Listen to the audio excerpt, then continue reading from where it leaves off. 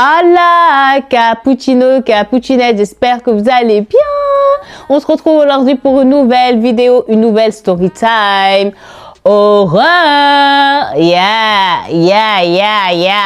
Cappuccino, cappuccinette, j'espère que vous allez bien. Je suis extrêmement contente et ravie de vous retrouver et de vous raconter cette histoire qui, dites-vous, date d'à peine il y a même pas un mois. Donc, je suis extrêmement choquée de par déjà le temps de cette histoire, mais aussi par El Ahdath, c'est-à-dire tout ce qui est arrivé à l'intérieur de celle-ci. Vous allez être choqués. Et c'était une histoire que je ne pouvais pas ne pas faire. C'est une histoire, c'est... Non. Je suis obligée de la partager avec vous tellement que celle-ci, à la fin, là, je sais que vous allez être soit perplexe, soit perdu.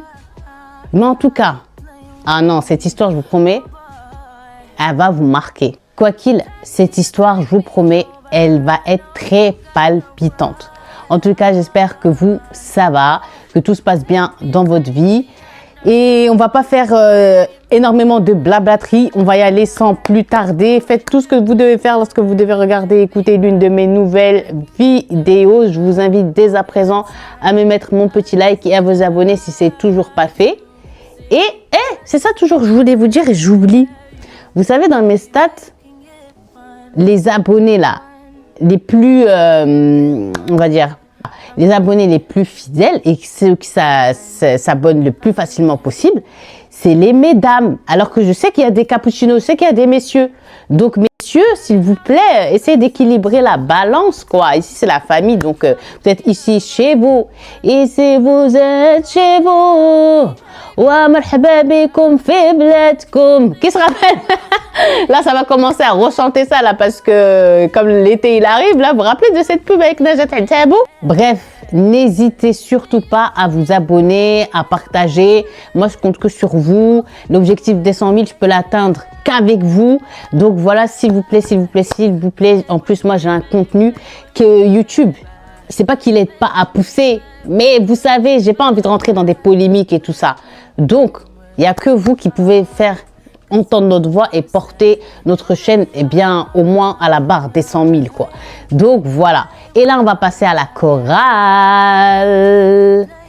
Et quant aux autres, on se retrouve juste après. Yeah.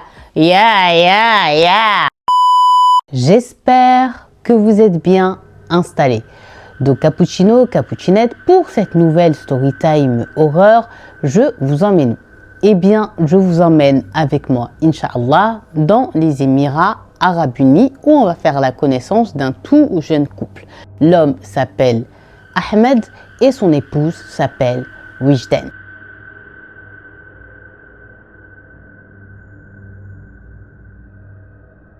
Donc Wijden et Ahmed, ils se sont mariés, un mariage d'amour. C'est pas comme j'ai l'habitude souvent de vous le raconter ici, les familles qui se sont chargées de les faire rencontrer. Ils ont étudié ensemble et ils sont tombés amoureux et ils avaient décidé à la fin de leurs études, eh bien, de se marier. Donc quand ils ont fini donc leurs études, Jojo. Mais avant de passer au mariage, ils sont restés quelques temps, voilà, fiancés, le temps de faire les préparatifs. Une fois que tout était fait, le mariage a été effectué. Et donc, ce jeune couple, ils ont décidé de ne pas voyager à l'étranger pour faire leur voyage de noces, mais plutôt de voyager déjà dans l'endroit où ils habitent. Donc là, ils vont décider de faire comme ça les villes les plus huppées, les plus cotées de là où ils sont. Et pourquoi pas peut-être après aller faire un petit road trip, aller voilà à Oman, aller au Bahreïn, etc. Et donc, ils kiffaient la décision qu'ils avaient fait. En fait, ils n'avaient pas envie, il dit, d'être comme tout le monde, aller aux Maldives ou bien venir en Europe. Non, eux, ils voulaient rester pas trop loin de chez eux. Donc, Ahmed et Wijden, ils font leur programme. Ils ont déjà traversé 3 villes. C'est une histoire qui demande un peu de concentration. Ils ont déjà traversé 3 villes, resté quelques jours dans ces 3 villes, et là, ils sont en direction de la 4e ville. Mais dans cette 4e ville, il faut savoir qu'ils vont y rester un peu plus longtemps que les 3 autres précédentes. Pourquoi? Tout simplement parce qu'il y avait plus d'activités qui kiffaient faire là-bas que dans les 3 autres précédentes. Eux, ils aiment, il nous dit, tout ce qui est escalade, randonnée. Vous savez, un peu, voilà, les couples comme ça qui aiment la nature et tout. Et c'est d'ailleurs pour ça que le couple s'était mis d'accord pour y rester le plus longtemps possible afin de pouvoir faire toutes ces activités en question. Donc là, ils arrivent. L'hôtel qu'ils ont pris, il se trouve en région montagneuse, c'est-à-dire qu'ils sont en plein milieu de la nature. Et eux, c'est leur kiff. Ils sont vraiment plus heureux d'être là que dans les 3 autres précédentes villes. Donc ils arrivent, ils se présentent à la réception. À la réception, ils voient que c'est un voyage pas comme les autres, particulier. Ils sont en plein voyage de noces. Donc ils avaient tout préparé. La chambre avec le chocolat, les bougies, les fleurs, le welcome ou congratulations for your wedding, pour votre mariage et tout ça. Bref, ils les ont bien mis. Donc là, Ahmed et Wajdan, et surtout Ahmed car c'est lui qui raconte l'histoire, il dit que tout se passait bien. C'était vraiment magique, magnifique. Tout ce qu'il avait rêvé plus jeune, en étant célibataire, le jour où je trouverai ma femme, je ferai ci, ça, etc., etc. Tout, là, il est en train de le vivre, non plus dans l'imaginaire, mais bien en réel. Et vous voyez qu'aussi, sa femme, elle était tout aussi heureuse que lui. Donc là, on est avec eux, dans cet hôtel, en pleine nature. Le pire, dites-vous, c'est que quand ils arrivent là-bas, ils arrivent en pleine nuit. Donc, ils n'ont pas encore la belle visibilité comme ils avaient vu sur le site d'où ils ont fait la réservation, la nature et tout ça. Ils savaient qu'ils allaient trouver ça. Mais là, ils arrivent en pleine nuit. Quand ils arrivent, il est aux alentours de 11h30, Saat Nash, minuit. Et il nous dit, Ahmed, il était vraiment mourhak, c'est-à-dire il était cassé. Parce qu'il a roulé et il était fatigué. Donc ça, je vous mets cette précision. Pour certains, ça peut être une précision pas importante, mais si. Ça veut dire qu'on est avec eux à leur hôtel et en plus, on est arrivé la nuit. Donc, quand ils sont arrivés, je vous ai dit, la chambre, ils leur avaient préparé vraiment ces voyages de noces, quelque chose de magnifique, idyllique. Ils se sont quand même, il nous dit, Ahmed, avancé à la fenêtre pour peut-être un peu entrevoir de cette nature luxuriante dans laquelle ils étaient. Mais il y avait très peu de lumière et donc, il dit, ils ne voyaient rien parce qu'ils sont vraiment en pleine nature. Donc, il n'a qu'une hâte. Il nous dit, c'est que le soleil se lève et que sa femme et lui soient ébahis, époustouflés par le spectacle qui allait se dérouler devant eux. Donc, il dit à sa femme, tu sais quoi, viens, on range nos affaires. Comme ça, on essaye de dormir tôt. Comme ça, on se lève au moment où il y aura le lever du soleil. Vous voyez, genre, il veut créer un truc romantique. Sa femme, elle lui a dit, vas-y. Donc, ils ont commencé à défaire leurs valises. Je vous ai dit qu'ils allaient rester un peu plus longtemps. C'est pour ça qu'ils entreprennent de défaire leurs valises. Ils font un room service. Ils dînent. Et donc là, ils se mettent au lit. Malgré que, ils sont partis se coucher, ils sont dans leur lit avec chacun leur téléphone, en train de discuter ensemble, mais chacun est sur son téléphone, à scroll et tout. Et à un moment donné, dans leur conversation, ils vont être coupés. Coupés par quoi? Par un bruit bizarre à l'extérieur de leur chambre. Donc au début, il nous dit, ils prêtent pas trop attention. Et puis de plus en plus, ils commencent à entendre ce son. Donc ce son, il nous dit, ça ressemble à un cri. Et ce cri, il nous dit, plus en fait ça va, ils l'entendent de manière claire, plus on dirait ça s'approche. Comme si en fait, ça se trouvait juste derrière leur fenêtre. Donc, ils nous disent dans un premier temps, pour pas que j'oublie, vous savez, moi je meurs pour les détails, ils pensaient que c'était quelqu'un de l'hôtel qui s'amusait à faire des cris comme ça. Parce qu'il est dans la nature, il veut kiffer, il veut imploser, que sais-je.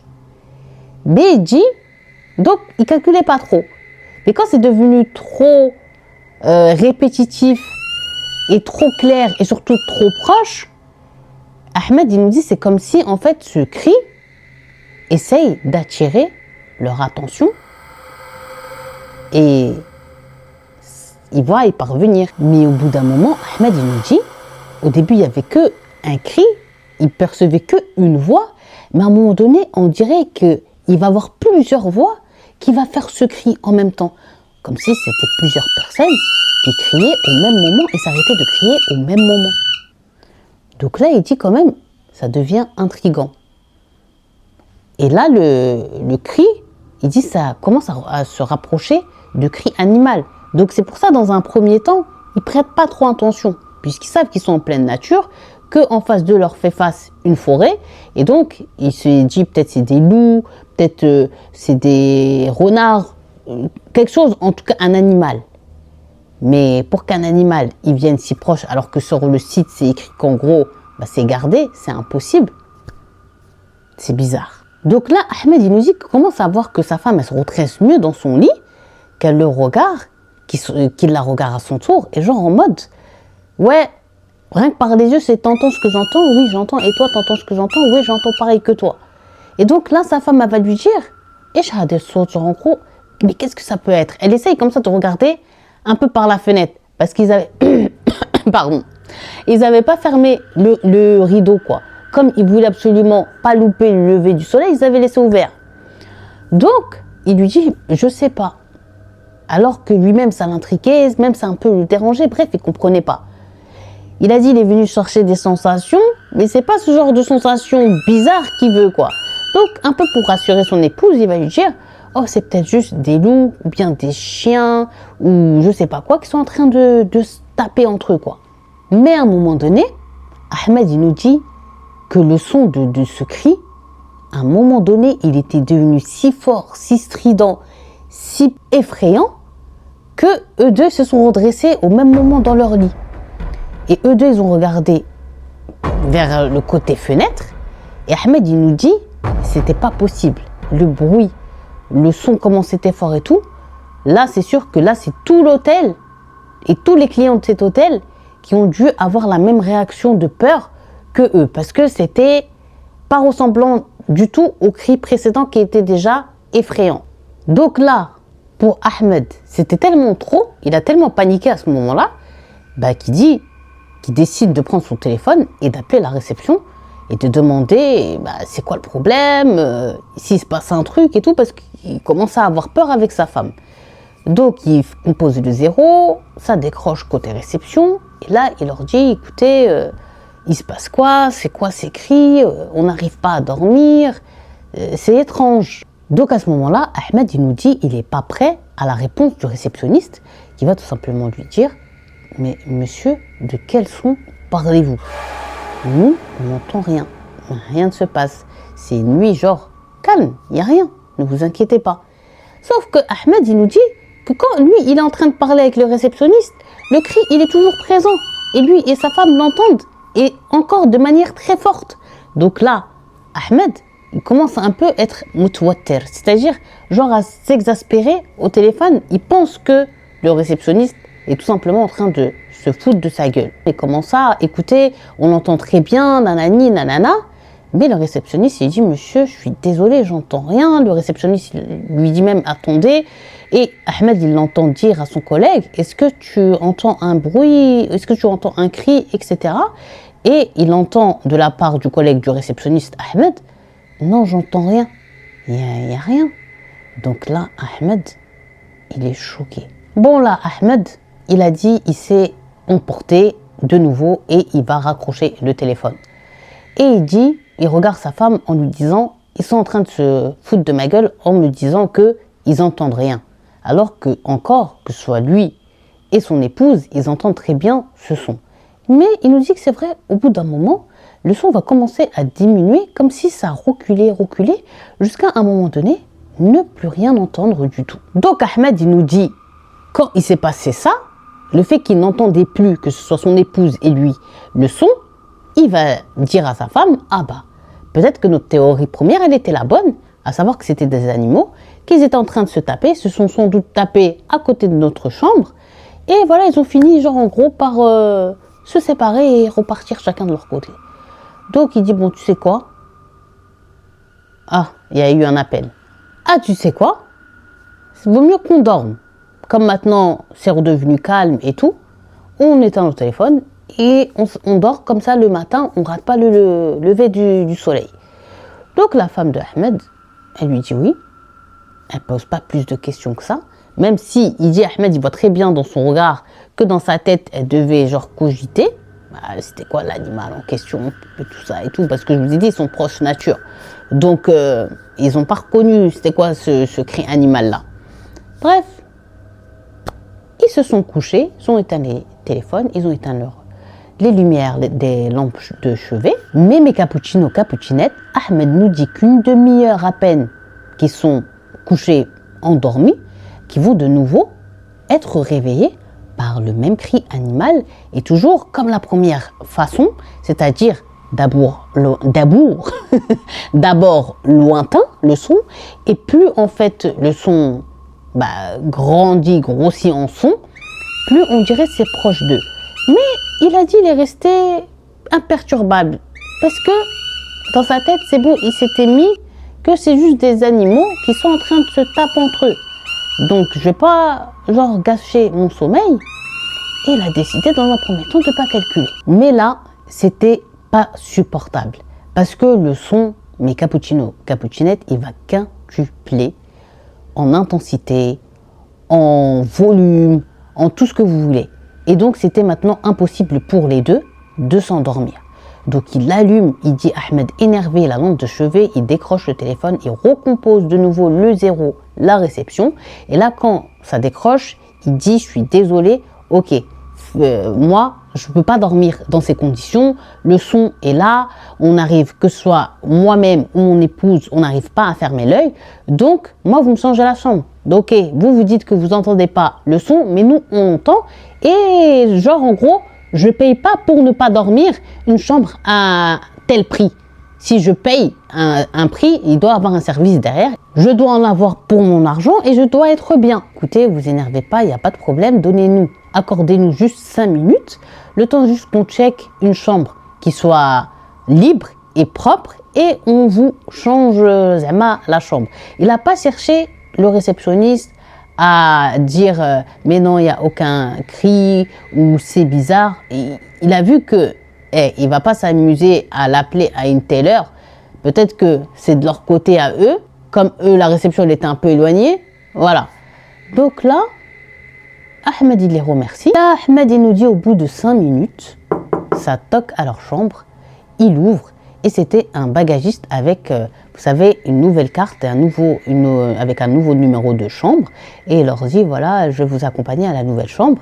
Donc, ils rassemblent vite fait les affaires et ils suivent le bagagiste à la nouvelle chambre. Donc là, Ahmed et son épouse, ils ont soulagé. En plus, ils leur ont donné une chambre un peu plus spacieuse que celle où ils étaient et surtout un peu plus éloignée de l'orée, on va dire, de la forêt que là où ils étaient. Et donc, il nous dit instinctivement que ce soit son épouse et lui-même, ils se sentent mieux, ils se sentent apaisés. Et voilà, malgré qu'ils ont la fatigue, ils savent que là, plus rien normalement devrait les déranger et devraient s'endormir cette fois-ci d'une traite. Mais là, à peine quelques minutes que le bagagiste avait quitté la chambre, que de nouveau, Ahmed et son épouse vont réentendre ce cri bizarre. Et comme d'habitude, on a l'impression que c'est lointain, et plus ça va, plus ça approche, plus le son devient fort, plus c'est effrayant et plus c'est encore incompréhensible. Comme si en gros, ça les traquait. Donc là, Ahmed, il nous dit, il va pas nous mentir. Il a eu très peur. Parce que il commence, on dirait, il nous dit à comprendre que c'est pas naturel, c'est pas normal. Il dit ok, si c'est comme il le pense, simplement des animaux, comment les animaux ils vont savoir qu'ils ont changé de chambre et qu'ils vont les suivre et les traquer? C'est bizarre. Il y a un truc là, mes cappuccinos, cappuccinettes qui ne va pas. Donc il dit très clairement, il a eu très peur parce que il n'a pas de réponse à ça. Donc il dit, il a peur, mais il voit très bien que sa femme elle est encore plus dans la peur que lui. Tous les 5 minutes, elle se lève, elle essaie de regarder comme ça, elle met ses mains au travers de la fenêtre.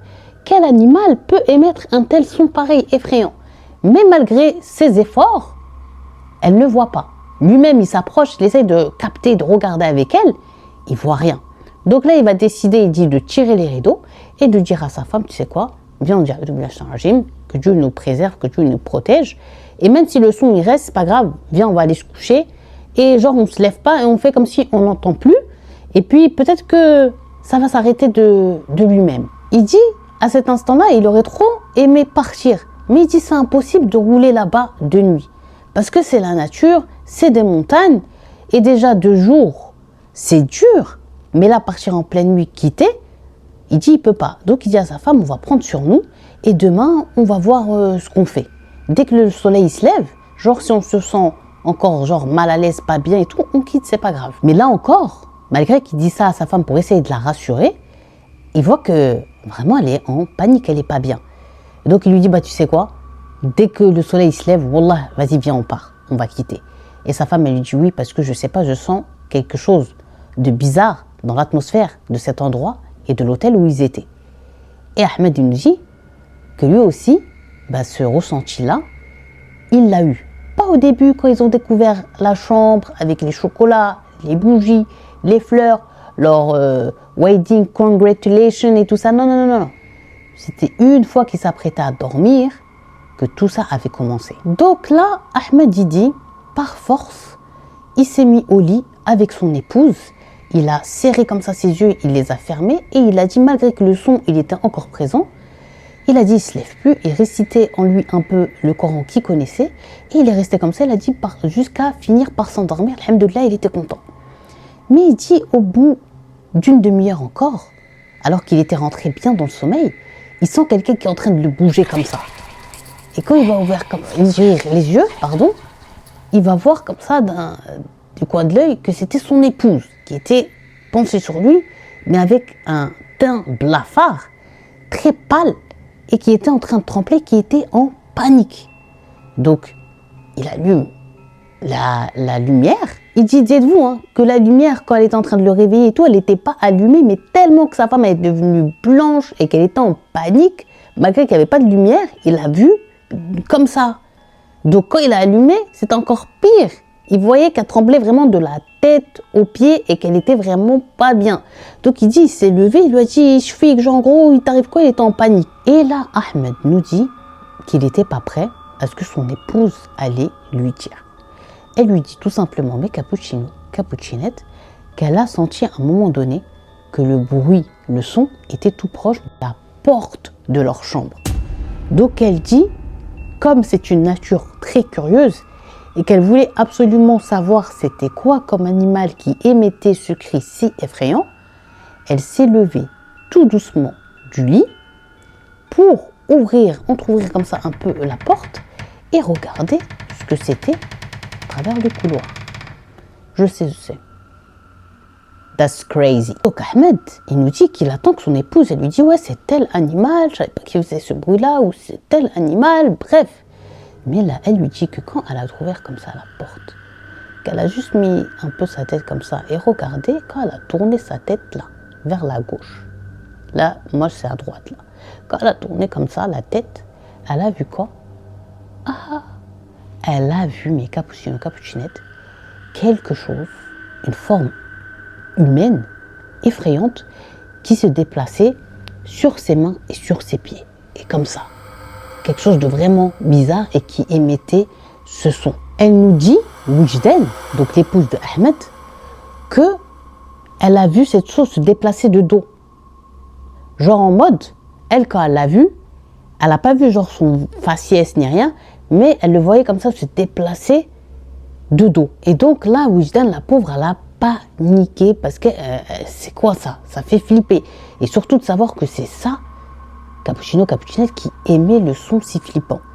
Donc là, Ahmed, il nous dit, il a paniqué, il a perdu ses moyens, il a eu peur et il s'est donc énervé sur sa femme. Il lui a dit, mais toi déjà, genre en gros, mais déjà pourquoi t'es parti ouvrir la porte, mais t'es malade, mais pourquoi t'as fait ça? Il était en panique, il a dit, tout de suite il a regretté parce qu'il voyait bien que sa femme, elle avait des larmes et qu'elle tremblait et il a vu très nettement dans ses yeux que, purée, le truc qu'elle a vécu et surtout qu'elle a vu dans ce couloir, ça doit être un truc horriblement, terriblement effrayant, bah pour qu'elle perde ses moyens comme ça parce que sa femme, c'est une personne qui a une forte personnalité quoi et qui n'est pas de nature peureuse et tout, mais il nous dit, ça montrait qu'elle a vu quelque chose qui n'était pas naturel mais plutôt surnaturel. Donc là, il a dit qu'il a regretté, qu'il s'est excusé, qu'il lui a dit « je n'aurais pas dû m'emporter, excuse-moi ». Donc tout de suite, elle s'est mise à pleurer. Elle lui a dit qu'elle avait peur. Il a essayé de la calmer, il dit tant bien que mal pour qu'elle arrête au moins juste de trembler de la tête aux pieds. Et il lui dit, tu sais, on n'a aucune solution, viens, on s'endort. Et comme ça, on se lève au plus vite pour que cette nuit horrible là se finisse. Donc sa femme, elle va lui dire oui, mais elle lui impose de dormir comme ça dans ses bras et qu'il ne la lâche pas durant toute la nuit qu'il la serre, quoi. Donc Ahmed, il nous dit qu'il dit à sa femme, t'inquiète pas, ils se recouchent ensemble. Il dit durant la discussion, dites-vous que le son, il était là encore, hein, quand sa femme, elle lui a dit, j'ai vu ça, j'ai vu ça, j'ai vu ça, c'est un truc comme ça qui fait ce son-là et tout. Mais il a dit, là, il était préoccupé plus par sa femme que cette chose effrayante. Donc, il dit, il l'a mis dans ses bras et il a récité un peu sur elle pour essayer un peu de la détendre. Et elle a fini par s'endormir. Il a dit, il est resté éveillé exprès jusqu'à être sûr qu'elle est vraiment rentrée dans un sommeil profond parce que il avait peur de se rendormir et qu'elle refasse encore une dinguerie et qu'elle aille encore une fois ouvrir la porte. Donc, il dit, quand il était sûr qu'elle était profondément endormie, à son tour, il va dormir. Il dit le matin, ce qui va le réveiller, c'est les premières lueurs et rayons du soleil qui vont traverser comme ça, entrer dans la chambre à travers le petit trou du rideau qui était resté ouvert. Il est parti, il les a ouverts. Il a regardé, il a dit, bon, c'était ce qui s'attendait, une nature luxuriante, magnifique. Sa femme est toujours endormie, mais là, il va se passer un truc bizarre. Il nous dit Ahmed, pour lui, il n'était plus du tout question de rester dans l'hôtel. Donc quand sa femme, elle se réveille, il nous dit, t'as pris une femme et t'as posé une autre. Parce qu'il dit que quand elle aussi, elle a vu que, voilà, que le rideau il a été ouvert et qu'elle a regardé de son lit vers la fenêtre, elle s'est levée, lui il lui a dit rejoins-moi, vous savez, pour faire un truc romantique, genre elle s'est levée, elle est partie à la fenêtre mais elle n'est pas partie à côté de lui, elle lui a même pas dit bonjour, où ça va, où on a vécu une nuit bizarre, et non, elle lui disait rien. Donc quand il a tenté de se rapprocher d'elle, pour regarder ensemble, voilà, ce lever de soleil et tout, elle s'éloignait. Ensuite il a dit, il a essayé de lui tenir la main. Et dites-vous que celle-ci, elle fait un mouvement genre, elle va se gratter la tête ou qu'elle va s'attacher les cheveux. Bref, plein de trucs comme ça bizarres qu'elle ne faisait pas avant. Donc Ahmed, il a dit, réaction bizarre de la part de son épouse alors que, voilà, ils sont juste dans le commencement de leur mariage, qu'ils sont encore dans le romantisme, qu'ils sont, voilà, plus fous et amoureux que jamais. Mais là, il ne comprenait pas. Donc, il s'est dit, ouais, peut-être hier, quand je lui ai crié dessus, elle n'a peut-être pas vraiment avalé, ou peut-être à cause de la nuit bizarre qu'on a vécue, elle n'est pas elle-même, elle n'est pas dans son assiette. C'est vrai qu'on a mal dormi. Bref, genre en mode, il a dit, vas-y, je vais pas faire une remarque ou dire, ouais, pourquoi t'es bizarre ou tu m'esquives et tout. Il a dit, vas-y, je vais la laisser. À un moment donné, il a fait même, dites-vous, un café et sa femme, elle a attendu qu'il soit posé, elle n'a pas pris de ses mains pour le prendre. Elle s'est levée, il dit, il voit qu'elle est partie et il comprend qu'elle est en train de faire sa douche. Donc il prend son téléphone et il parle avec un de ses potes par message. Il dit, voilà, hier on a vécu une nuit trop bizarre, il s'est passé ça. Et regarde, Wissem, elle m'a dit qu'elle aurait vu ça, donc gloire et tout. Et là, son ami, il lui dit, ouais, t'es sérieux là? Donc là, Ahmed, il lui dit oui. Et là, son ami lui dit, attends. D'après la description de l'endroit où tu es, avec ta femme, dis-moi même pas que tu es dans la ville Intel, à l'hôtel Intel, dans l'endroit Intel. Donc là, Ahmed, il va répondre à son pote, ben si, je suis là-bas, pourquoi? Il se passe quoi? Et là, Ahmed, il lit de la part de son ami, Ya Rabi, c'est-à-dire espèce d'imbécile, espèce d'âne. Genre en mode, en marocain, ce serait Ya Hamar. Donc là, il est choqué. Ahmed, son ami, il lui parle jamais comme ça, quoi. Il lui dit, mais tu sais pas que l'hôtel là, c'est bien l'hôtel Intel, hein, t'es sûr, hein, t'es là-bas. Il lui dit oui, il lui reconfirme. Il lui dit, tu sais pas que l'hôtel Intel, il s'y passe des choses bizarres. Et là, ce que tu m'as dit, il y a énormément de personnes qui sont parties là-bas, qui ont témoigné genre de la même expérience bizarre et tout ça. Est-ce que, pourquoi quand tu as pris la réservation, tu n'as pas lu le review, c'est-à-dire tu n'as pas lu Tu sais, les trucs que les gens ils laissent et tout, les commentaires et tout, tu vas voir.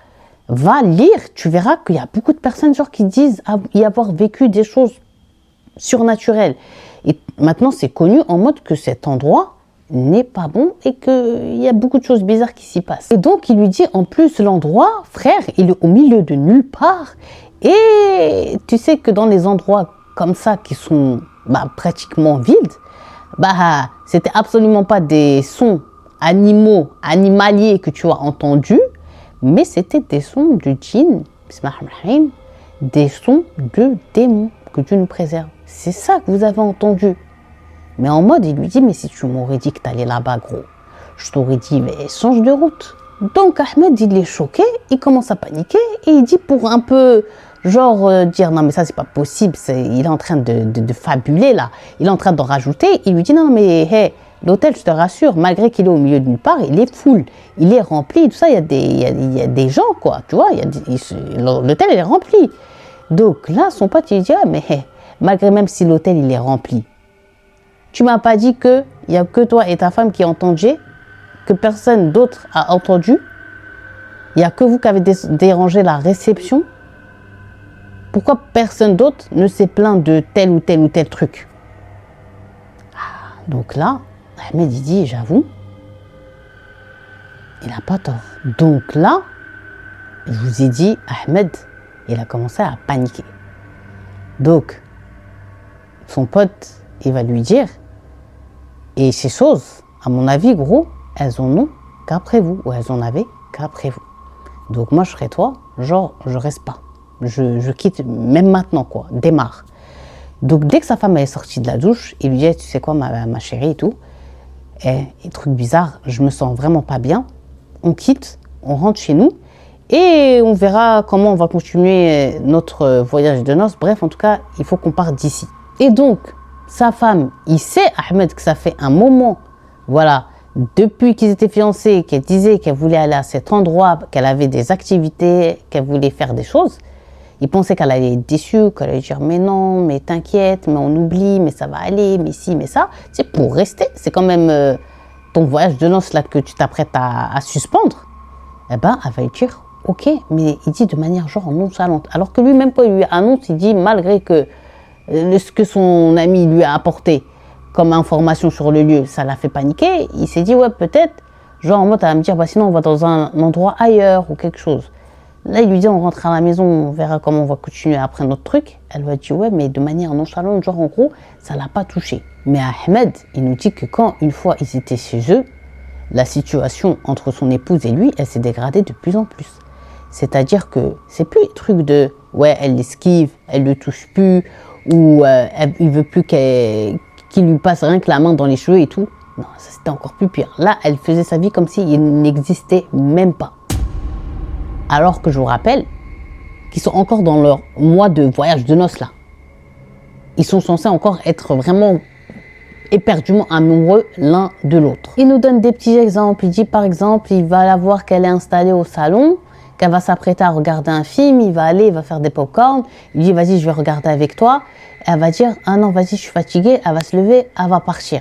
Et quand il va se lever, pour voir si vraiment elle était endormie, il la trouve dans lui avec le téléphone, soit parler avec des copines à elle à rigoler, soit juste à scroll et tout.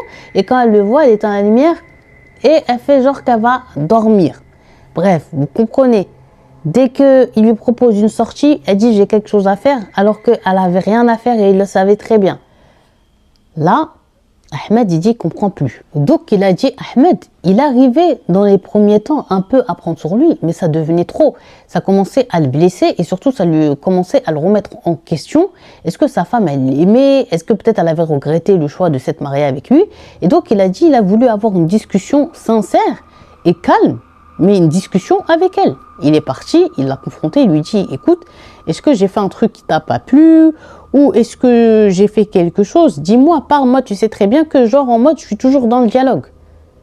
Et je sais reconnaître mes torts. Mais là, il dit qu'il voyait très bien que sa femme, elle lui dit, mais j'essaye pas de t'esquiver. Et en mode, je sais pas pourquoi, je suis comme ça. Je sais pas, elle-même, il dit genre, Ahmed, elle comprend pas pourquoi elle est comme ça vis-à-vis de lui, alors que il dit à travers ses yeux, il voit bien qu'elle-même, elle veut être avec lui, elle l'aime, mais comme s'il y a un truc qui les empêche d'être ensemble. Donc Ahmed, il dit ça envenimait encore plus la situation de ne pas avoir de la part de son épouse, eh bien, une raison, un contexte, quelque chose, quoi, pour essayer d'arranger entre eux. Il dit même maintenant, le pire, c'est que quand il vient pour dormir, puisqu'il travaille tard, il la trouve déjà endormie, il se met dans le lit et il va se réveiller dans la nuit, il va voir que sa femme, elle n'est pas là, et quand il sort, il voit qu'elle a pris son oreiller et qu'elle est en train de dormir dans le salon. Donc là, il dit, wesh, ça y est, là, ça devient trop. Genre en mode, elle me supporte plus, là. Donc là, ça faisait plusieurs nuits qu'à chaque fois, il se réveillait, il a trouvé qu'elle était au salon. Donc ce jour-là, le matin, quand il s'est levé, avant d'aller au travail, il lui a dit, écoute, et si tu veux pas me dire, il s'est passé quoi, je t'ai fait quoi, voilà, je t'ai ouvert plusieurs fois la voie pour que tu me dises si j'avais fait quelque chose et tout, mais tu veux pas parler. Si tu sens qu'en gros, tu te sens plus bien, va passer quelques jours, il lui a dit, genre, auprès de ta famille, tu te remets les idées en place et après, z'ama, tu vois, on essaye d'arranger et tout. Mais genre, va changer d'air.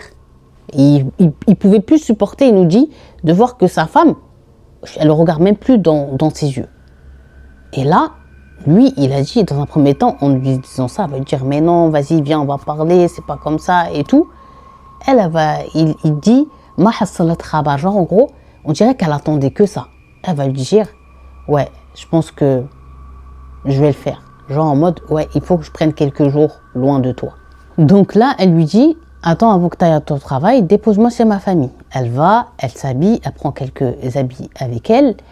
Et il dit, Ahmed, il la dépose, il va au travail. Et le soir, il dit, quand il rentre déjà toute la journée à son travail, ça le perturbe, ça l'énerve. Il comprend pas, il a aucun message de sa part. Il dit, donc, comme il avait fait à chaque fois, lui, des pas vers elle et des efforts, il n'avait pas envie de lui écrire.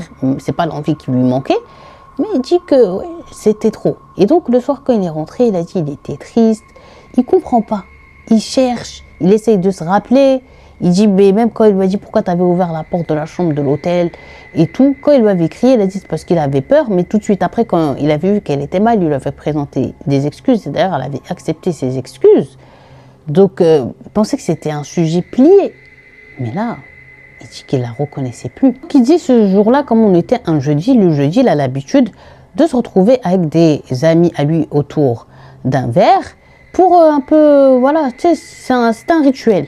Mais il dit, ce jour-là, il a pris son téléphone, il leur a dit, hey, les gars, ne m'attendez pas, je vais pas venir et tout, voilà, vas-y, flemme, nanani, je suis fatigué, j'ai trop de choses à faire. Donc ses amis lui ont dit, ok, pas de problème et tout, vas-y, ok. Donc il dit, il voulait tellement plus voir de monde qu'il est resté chez lui, triste, parce qu'il dit, ça fait quelques temps là qu'il est marié et il a déjà des gros problèmes comme ça, et surtout sa femme, elle est dans le mutisme, c'est-à-dire qu'elle reste muette, elle lui dit pas t'as fait ci ou là t'as fait ça. Donc là, Mskin, il va se passer quoi? Il dit je vais faire un petit dîner simple. Il a décidé de se mettre devant un match et il va faire d'abord, avant de se poser devant ce match, aller dans la cuisine pour se faire un petit sandwich. Et ce mashhad, mes cappuccino cappuccinette, et cette scène mes cappuccino cappuccinette de la cuisine, chair de poule, je vous préviens. Donc il nous dit, il a une cuisine qui est quand même assez spacieuse, où au milieu il y a un îlot central.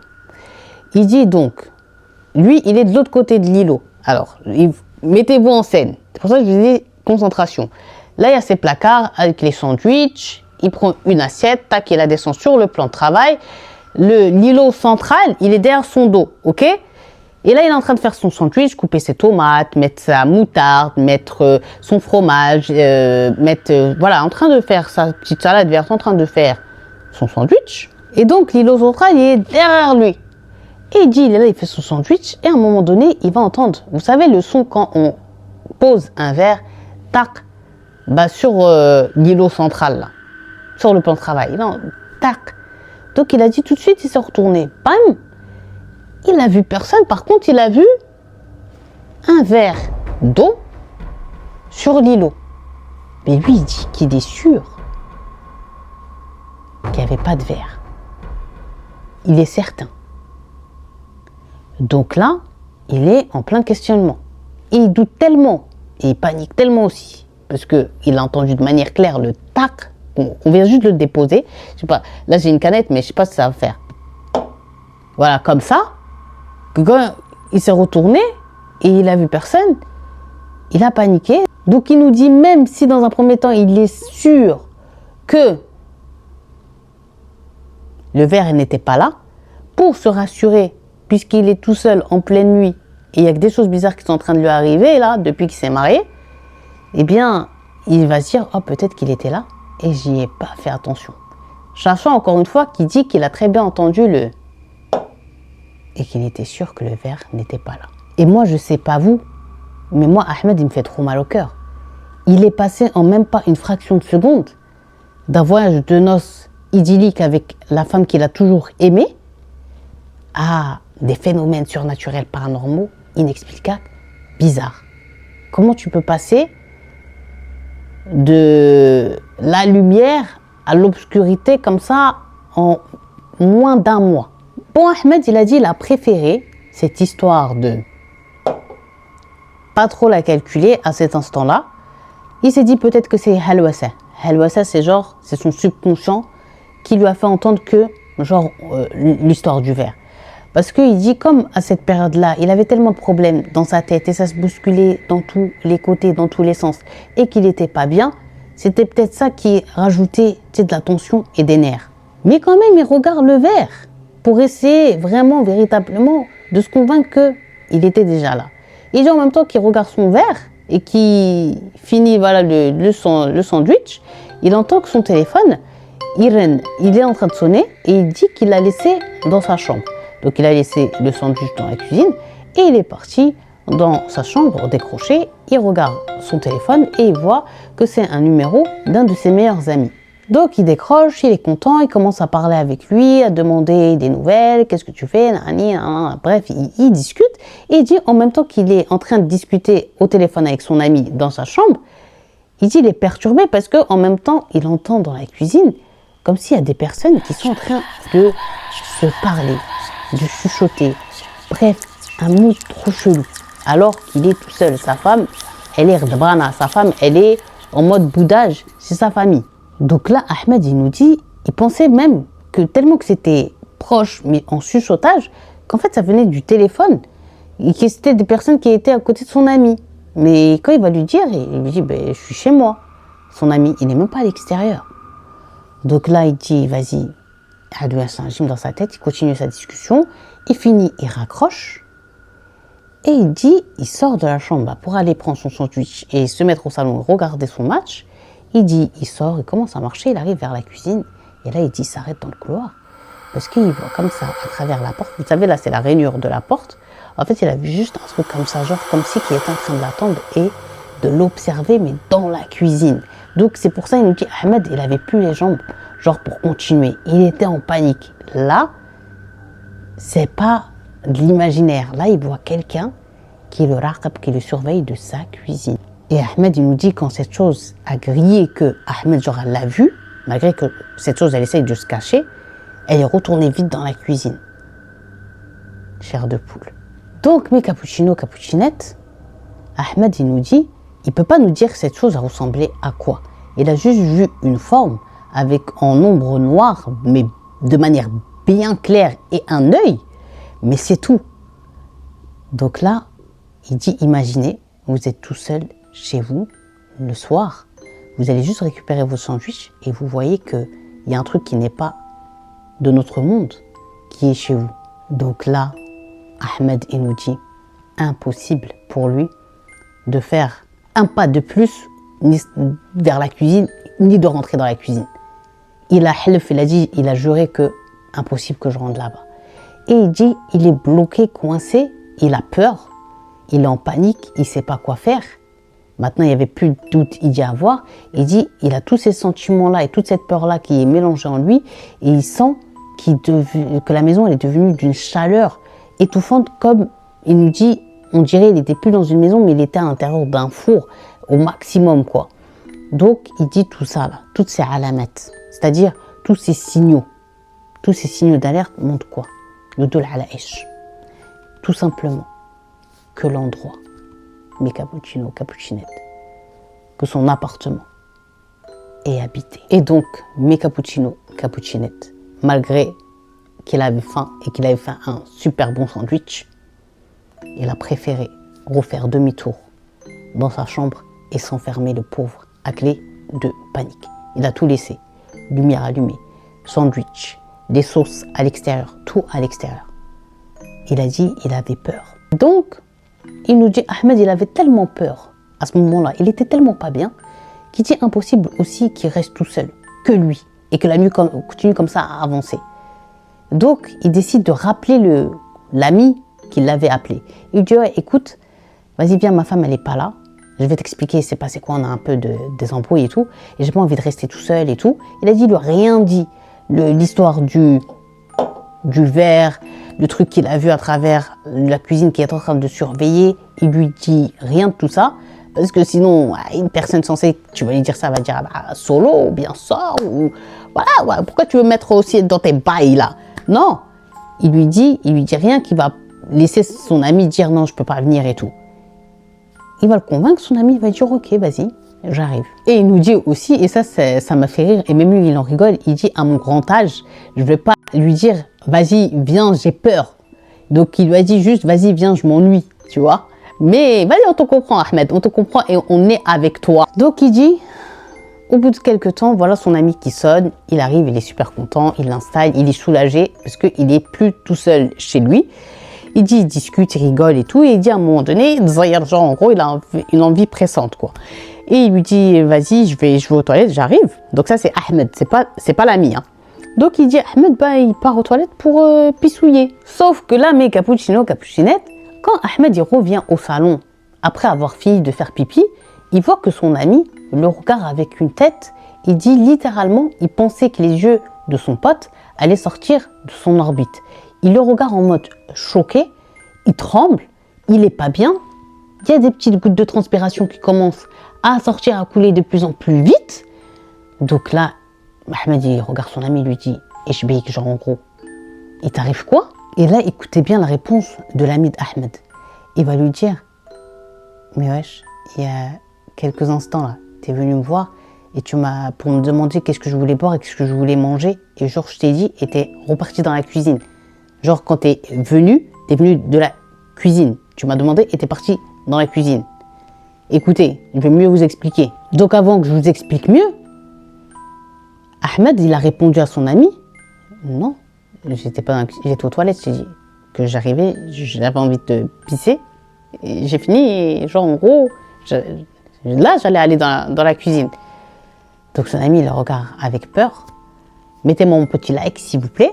Et là, je vais bien vous expliquer genre l'agencement de l'appartement d'Ahmed. Par là, de ce côté-là, du côté gauche, mes cappuccinos, cappuccinettes, il y a un petit couloir, tu tournes comme ça, tu marches un peu et c'est les toilettes. Genre, c'est caché. Et de l'autre côté, comme ça, il y a un petit couloir. Et en face, genre, c'est la cuisine. Vous voyez? Et donc là, Ahmed, il nous dit que selon son ami, genre, Ahmed, il est sorti tac comme ça du côté de la salle de bain, qui s'est arrêté, qui lui a dit qu'est-ce que tu voulais manger et tout, et que directement, tac, il est parti, il l'avait rentré dans la cuisine. Mais tout de suite après, le vrai Ahmed est venu pour demander à son ami, il voulait quoi? Vous imaginez la dinguerie? Donc là, Ahmed, il était choqué. Et son ami encore plus. Et il s'est levé tout de suite, l'ami, et il s'est un peu avancé. Et il jetait comme ça des coups d'œil vers la cuisine, quoi. Il n'était pas rassuré. Il n'était pas bien. Il dit, tu lis sur lui, genre, El Khouf, le vrai. Tu lis sur lui la véritable peur. Et en même temps que l'ami, il essaye de voir à travers dans la cuisine, il nous dit, Ahmed, il jurait de manière très hystérique et en tremblant son ami que Wallah al-Hadim, t'étais déjà sorti des toilettes et t'es passé, tu m'as truqué ci et ça, et là tu peux pas me dire que t'étais dans les... Bref, imaginez. Imaginez. Moi, un meshahad, c'est-à-dire un flash comme ça, je peux décéder sur place. Donc à cet instant-là, il dit, Ahmed, il était au pied du mur et il devait donner une explication à son ami. Et donc il a dit, il a commencé à lui parler du moment où ils sont arrivés à l'hôtel, quand ils étaient dans l'appartement, les changements de son épouse, et que juste quelques temps avant que son ami vienne le rejoindre, il s'est passé quoi? Avec l'histoire du verre, le bruit quand il parlait avec lui au téléphone, il entendait des changements dans la cuisine, et quand il est sorti, il a vu un truc. Donc là, son ami va lui dire, Ahmed, t'as pas besoin de jurer. Genre en mode, genre j'ai vécu ce que j'ai vécu, je sais ce que j'ai vécu, et il vous arrive un mal occulte, un truc bizarre. Il dit là, ils sont en train de discuter de ce que ça pourrait être, de trouver une explication rationnelle, malheureusement, à tout ce qui est en train de leur arriver, que là, les deux, ils vont vivre encore un moment flippant. Là, le truc qui va se passer, Ahmed, il nous dit, c'est ça qui va véritablement leur confirmer qu'ils sont dans un endroit occulte et qu'il y a un truc bizarre qui est de l'autre monde qui est en train de leur arriver. Il dit, ils sont en train de discuter quand ils vont être coupés par le bruit, tac, tac, tac, de quelque chose qui est en train de frapper à la fenêtre. Mais il dit, lui, il habite dans un immeuble et son appartement, il se trouve au 4e étage, d'une tour à 9 étages. Donc, comment c'est possible que quelqu'un soit en train de taper à la fenêtre, à la vitre de la fenêtre du salon? Il dit, le rideau, s'était fermé à moitié. Et ça frappe et ça frappe. Donc, que ce soit lui et son ami, ils vont décider de s'armer de courage et de s'avancer un tout petit peu plus proche de cette fenêtre en question où on est en train de frapper dessus pour voir il s'y passe quoi.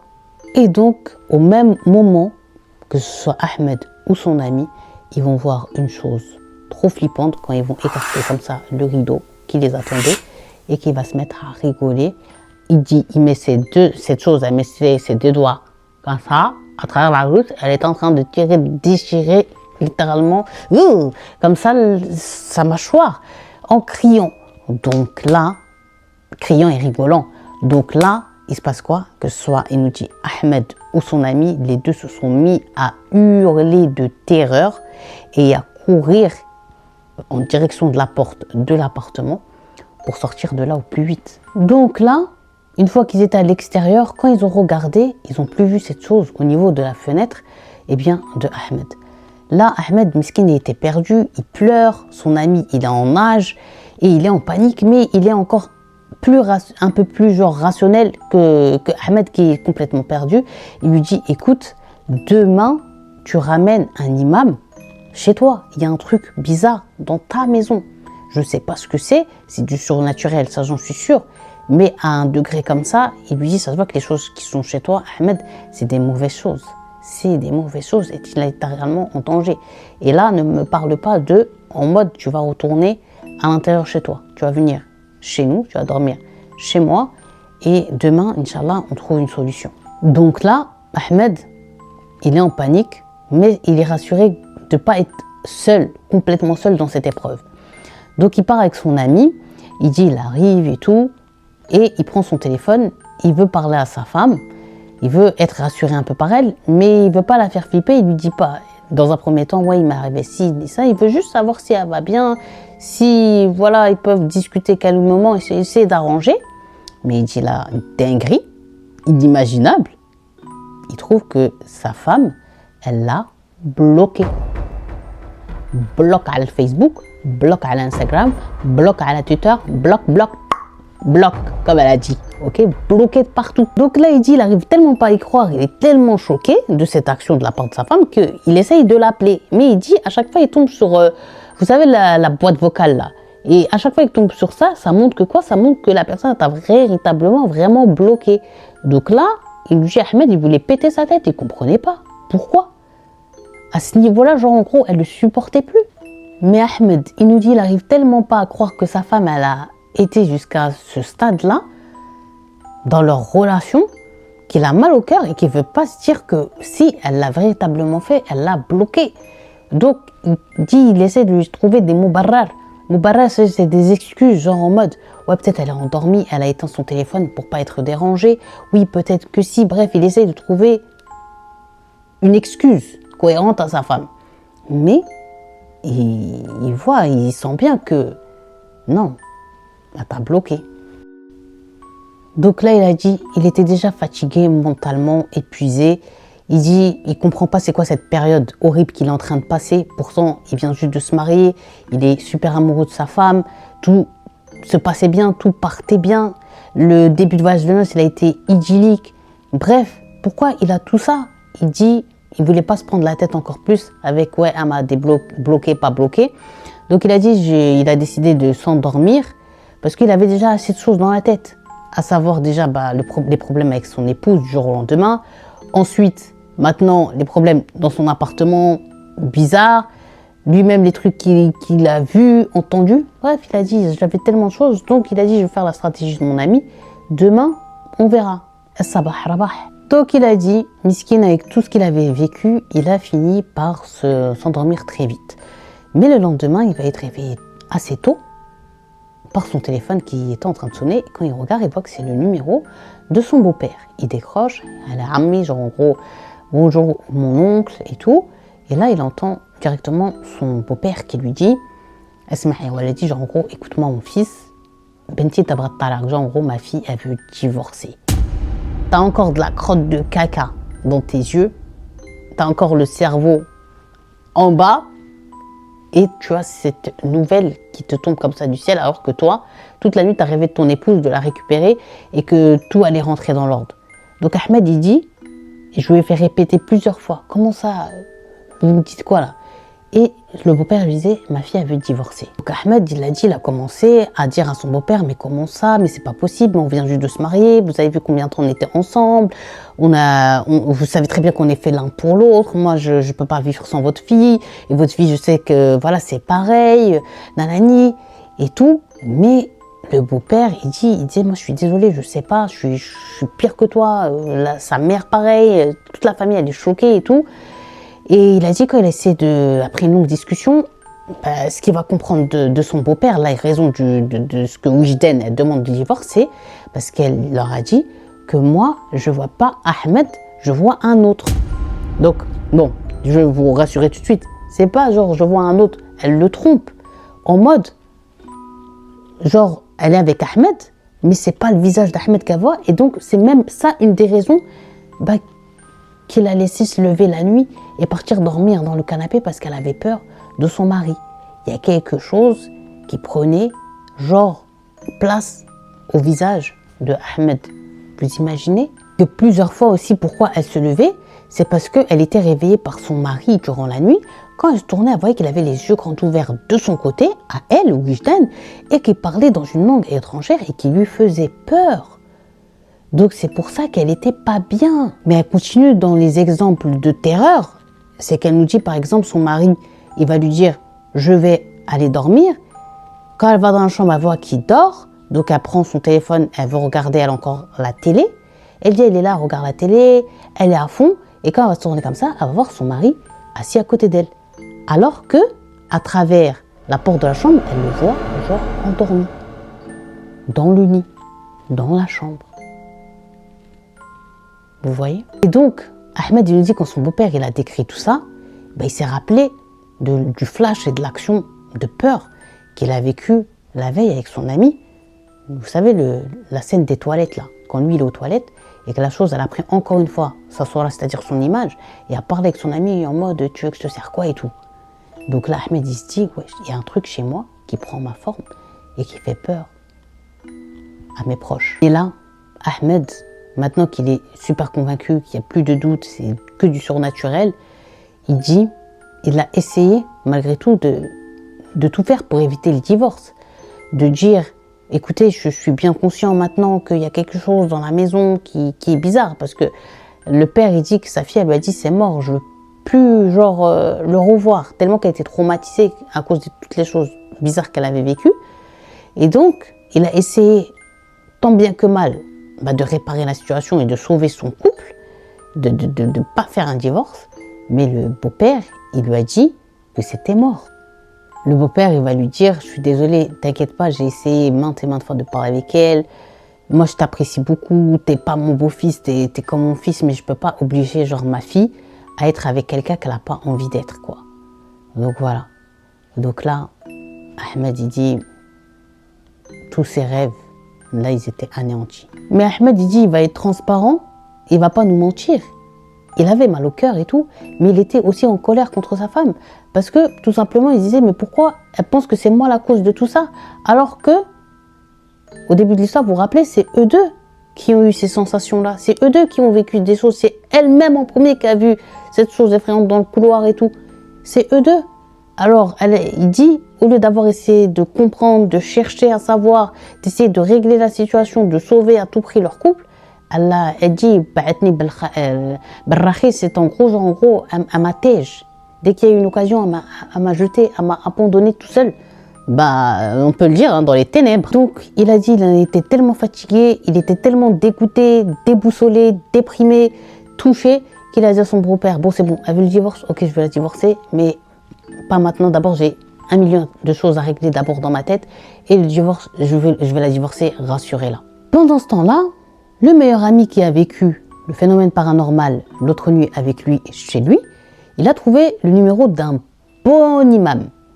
Donc, ils l'ont contacté, Ahmed et lui, ils ont expliqué la situation, et l'imam, il a dit, ok, vous avez de la chance, aujourd'hui, j'ai rien à faire, je vais venir réciter chez toi.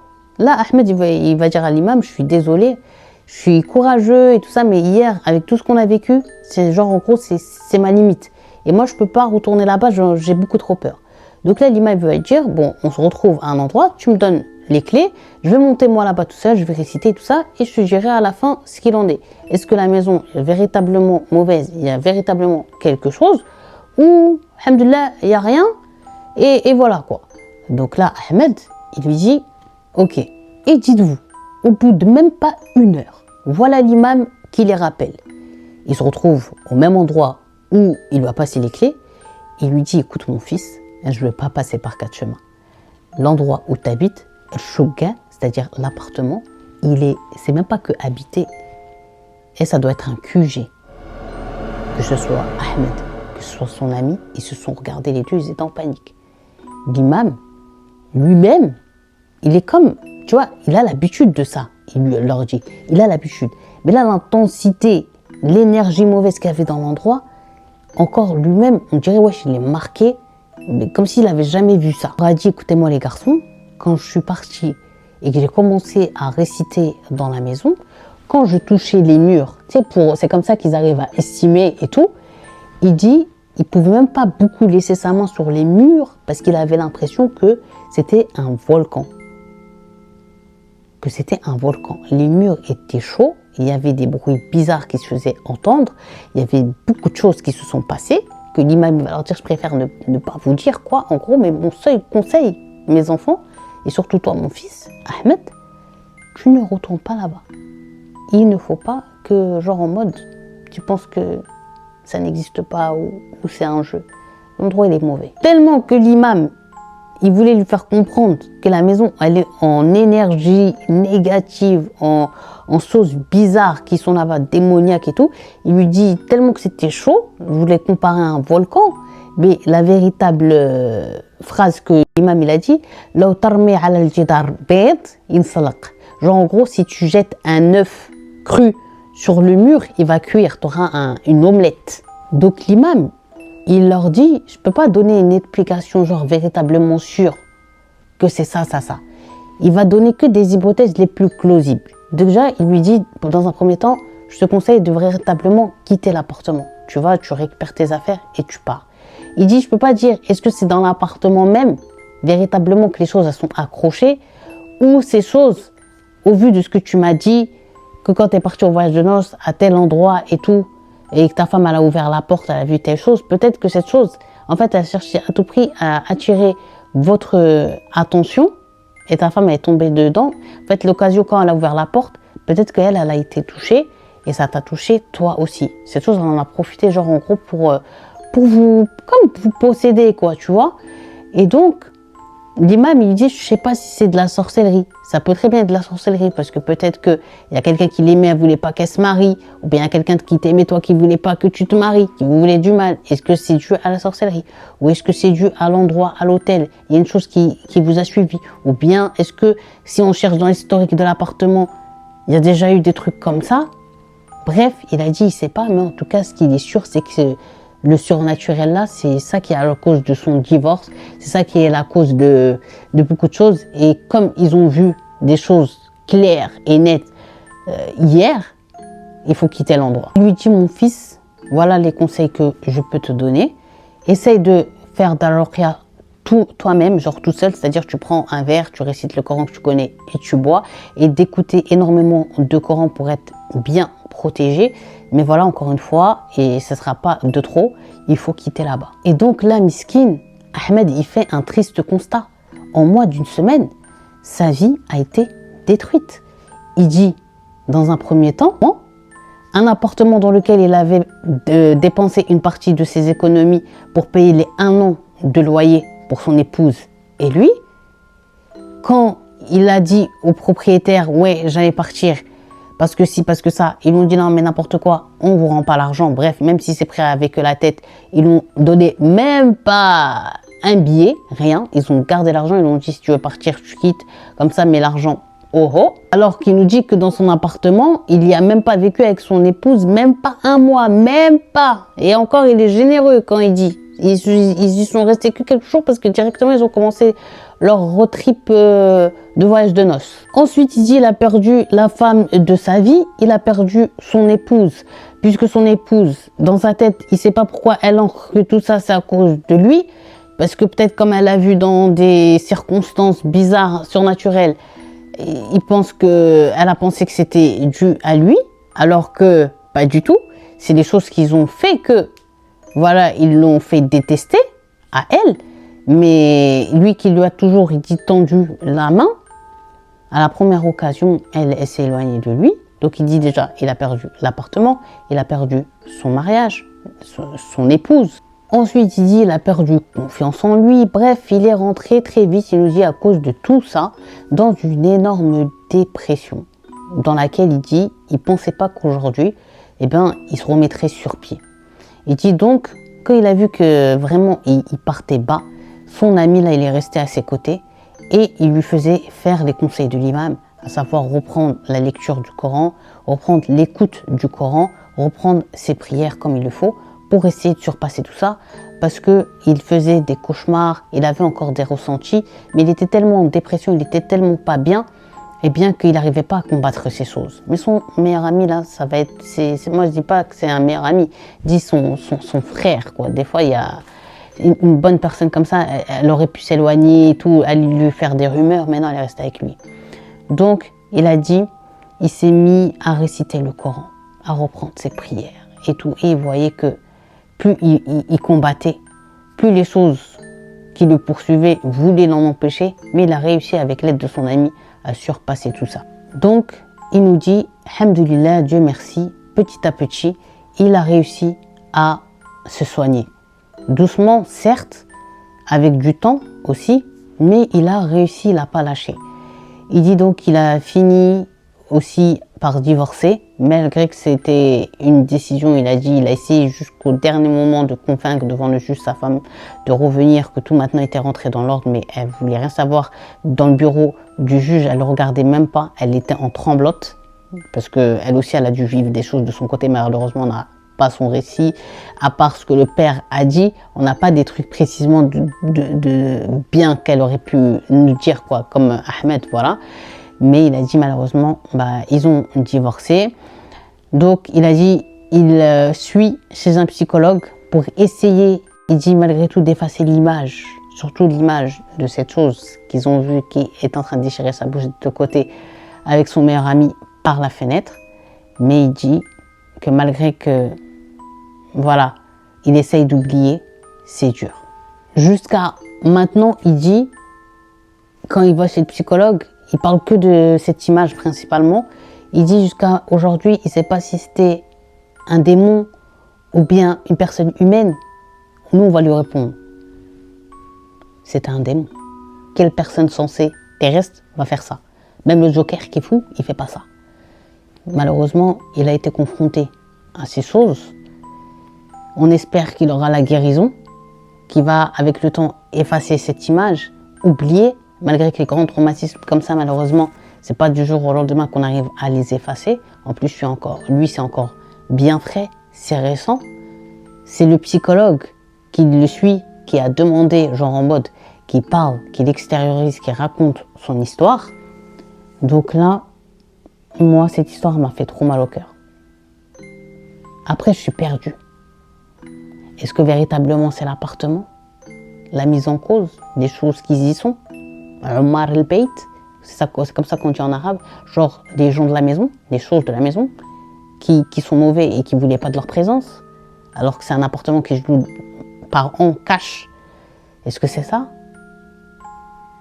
Est-ce que c'est quelque chose qui est à l'hôtel, qui les a poursuivis?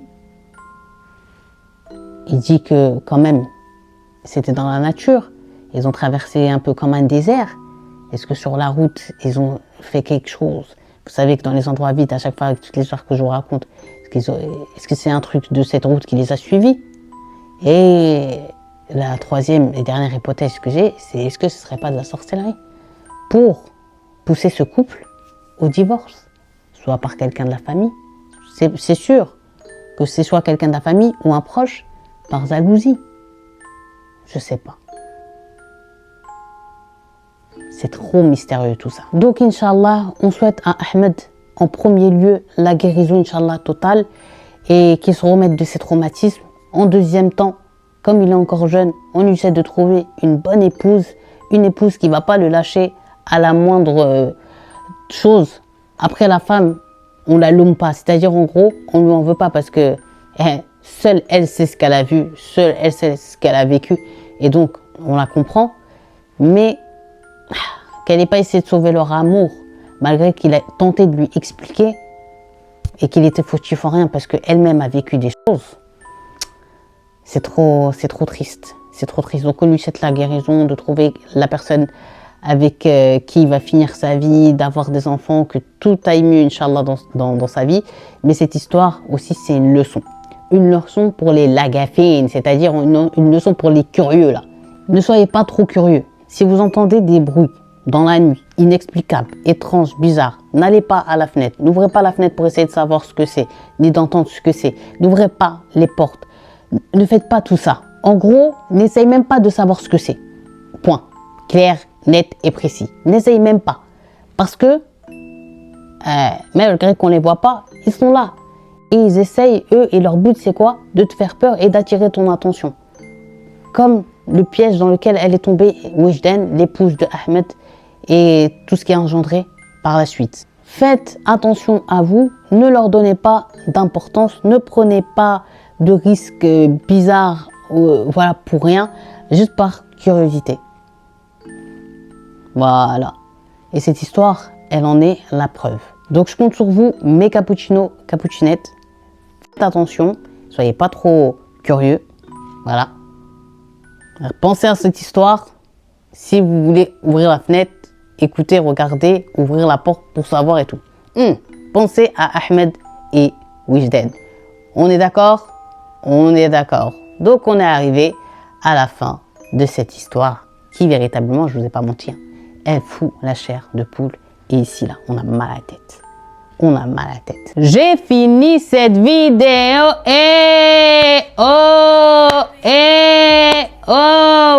Cappuccino, cappuccinette. Je vous avais dit quoi? Je vous avais dit que cette histoire allait vous traumatiser, allait vous faire flipper et allait vous laisser énormément de questions en tête. C'est une histoire qui fait mal au cœur. Pour Ahmed et Wijden, un couple qui s'aimait, qui a tenté de finir leurs longues études pour pouvoir se marier, qui finalement finit par se marier et qui arrive tout ça, c'est bizarre. Moi, je sais pas. Il y a un côté de moi qui me dit, Isis, c'est de la sorcellerie. C'est à cause de quelque chose de malveillant. Mais aussi, ça peut être quelque chose qu'ils n'ont pas fait attention dans le désert la nuit. Voilà, on sait pas, je sais pas. Je sais pas. Essayez de me donner votre avis sans spoil dans les commentaires parce que c'est une histoire qui fait mal à la tête. Moi, j'ai trop mal à la tête, j'arrive pas à comprendre. Et ça me saoule. Ça me stresse parce que il y a tellement d'hypothèses et surtout de voir que l'imam lui-même, il est perdu, le pauvre. Mais genre en mode, il a juste dit fuis. C'est que, imaginez, ça aurait pu tout simplement aller beaucoup plus loin. En tous les cas, si vous avez regardé cette vidéo jusque-là, je vous remercie énormément.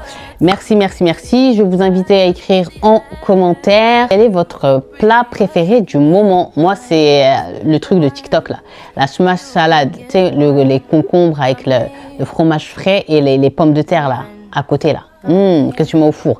En ce moment, je mange presque tous les jours ça. Donc voilà.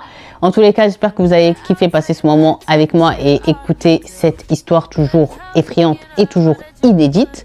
Quoi qu'il, je prépare une histoire de crime qui aussi va vous laisser vraiment sans voix. C'est pas possible en fait, c'est pas possible. Et j'ai vraiment hâte aussi que vous l'entendiez. Concernant la team HDV, je suis pas encore tombée sur une histoire qui m'a titillé ou bien les histoires dernièrement sur lesquelles voilà, je tombais. Bah, ça ressemble à des histoires que j'ai déjà fait, donc j'en vois pas l'utilité. J'ai pas encore le coup de foudre quoi. J'attends vraiment une histoire qui va encore une nouvelle fois nous laisser, je dis pas meurtri, mais genre en pleurs quoi. Et je vous invite. Je vous embête. Mais voilà, je comprends pas. Des fois, je fais des sons, je sais pas. Bref, je vous invite, mes cappuccinos, cappuccinettes aussi, avant de quitter la vidéo, eh bien, à me mettre mon petit like, à ne pas spoiler dans les commentaires, à vous abonner si c'est toujours pas fait, à venir me suivre sur mes différents réseaux sociaux, Instagram, Snap et TikTok. Je n'ai pas de Twitter ni de Facebook. Donc voilà, et je vais vous inviter à la prochaine vidéo que je ne sais pas quand elle sera, mais en tout cas, activez la cloche parce que il y en a toujours dans les commentaires qui me disent mais je ne savais pas qu'il y avait une vidéo qui est sortie. Il faut mettre la petite cloche, tic, et comme ça, à chaque nouvelle vidéo, cappuccino ou bien cappuccinette, tu verras que j'ai mis en ligne. D'ici là, portez-vous bien, je vous fais de gros bisous et je vous dis à très très vite. Ciao!